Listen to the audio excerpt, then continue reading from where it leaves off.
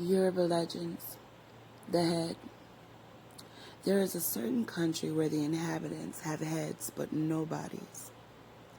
The heads move about, jumping along the ground, but they never go very far.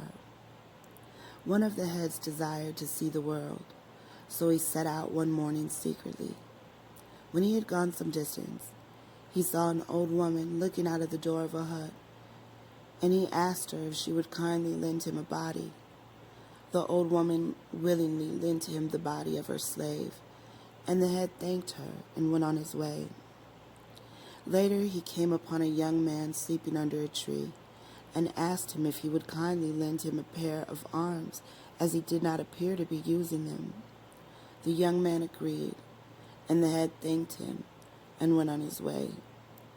Later still he reached a riverbank where fishermen sat singing and mending their cone-shaped nets.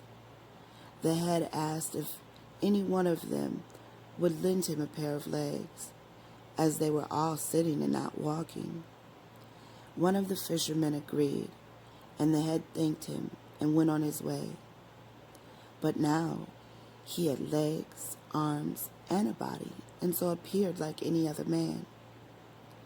In the evening he reached a town and saw maidens dancing while the onlookers threw coins to those they favored. The head threw all his coins at one of the dancers, and she so much admired his handsome form that she consented to marry him and go live with him in his own country.